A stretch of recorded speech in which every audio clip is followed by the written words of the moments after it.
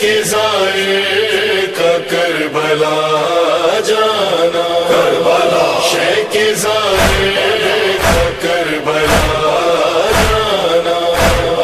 کچھ نہ ملے زیارت حسین پر، کچھ نہ ملے، اتنی چیز مل جائے جو روایت میں آئی ہے کہ جیسے ہی زائر اپنے گھر سے نکلتا ہے اللہ فرشتوں کو اس کے گھر کی حفاظت کے لیے بھیجتا ہے۔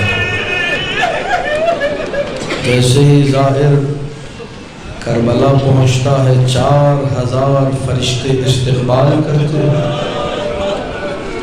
اب مجھے نہیں معلوم میں یہ جملہ کیسے پڑھوں، جیسے ہی زائر قبر حسین کے قریب پہنچتا ہے خود حسین قبر سے باہر آنا۔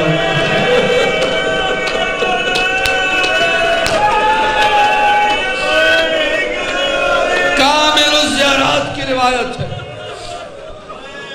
حسین خود قبر سے باہر آ جاتے ہیں۔ سنو روایت کے جملے ہیں، سن لو، اس کے بعد مصائب کے 2 جملے۔ اور رخ کرتے ہیں مدینہ منورہ کا، اے میرے نانا رسول اللہ، یہ میرا زائر اپنا وطن چھوڑ کر آیا ہے۔ ایک پردیسی کے لیے دعا کر رہا ہے۔ میرا زائر اپنا وطن چھوڑ کر آیا ہے، اے میرے نانا رسول اللہ، آپ ہاتھ اٹھا کر اس کے لیے دعا کیجئے۔ اپنے نانا سے التماس دعا کہتے ہیں، اپنے بھائی حسن مجتبیٰ کی قبر کی طرف رخ کرتے ہیں، بقیع کی طرف، اے میرے بھائی حسن مجتبیٰ، آپ بھی ہاتھ اٹھا کر میرے زائر کے لیے دعا کیجئے۔ نجف کا رخ کرتے ہیں، اے میرے بابا علی، میرے زائر کے لیے دعا کیجئے۔ میں روایتیں پڑھتا رہا،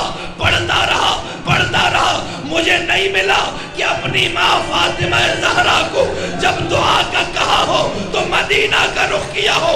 روایت کا جملہ یہ ہے، ان فاطمہ بنت محمد تحضر فی کربلا وتدعو لزبار الحسین۔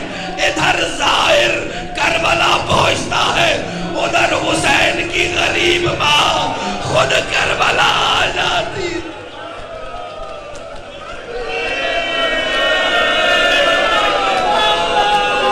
اے میرے اللہ، اے میرے اللہ، میرے غریب حسین کا زائر آیا ہے، اس کے گناہوں کو بخش دے۔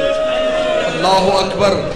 جس کے لیے زہرا دعا کرے، ہو سکتا ہے وہ پاکیزہ نہ ہو سکتا ہے اس کے گناہ بخشے نہ جائے۔